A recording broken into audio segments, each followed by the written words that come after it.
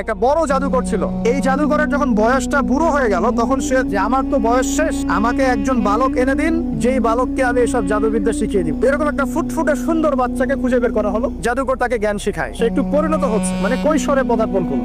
এখন সে যখন জাদু শিখতে আসে, আসার পথে রাস্তায় দেখে একজন পাদ্রী আছে। পাদ্রী মানে দরবেশ, হয়তো আগেকার আসমানি কিতাবে সে বিশ্বাস করছে। সেই পাদ্রী তাকে আসমানি কিতাবের যে বাণী এগুলো শোনায়, তার কাছে খুব ভালো লাগে। সে বলে যে আমি এটা শিখতে চাই। তখন এই পাদ্রী তাকে বলে, তুমি তো জাদু শিখতে যাও এই বাচ্চার দরবেশের কাছে, বাচ্চা জাদুকরের কাছে, যদি ওরা জানতে পারে তাহলে তো সমস্যা। তাহলে উপায় কি? যখন তুমি ওখানে যাবে, যখন দেরি হয়ে যাবে, তখন বলবে বাসার থেকে বের হতে দেরি হয়েছে। আর আমার এখানে বসে যখন বাসায় যাবে, ওই যে জাদুকরের কাছ থেকে আসতে দেরি হয়েছে। মানে কৌশল অবলম্বন করতে তিনি শিক্ষা দিলেন। এবার এই বাচ্চা খুব সুন্দর করে ব্যালেন্স করলো। এই করতে করতে ওই যে জাদুকরের ইন্তেকাল হয়ে গেল, মারা গেল জাদুকর। এবার এই বাচ্চার কাছে মাশাআল্লাহ অনেক ইলম কালাম আছে। এদিকে সে পাদ্রীর জ্ঞানে দীক্ষিত হতে হতে তার মধ্যে আল্লাহ পাকের প্রতি একটা পরিপূর্ণ ঈমান চলে আসে। সে মুসলিম হয়ে গেল, আলহামদুলিল্লাহ।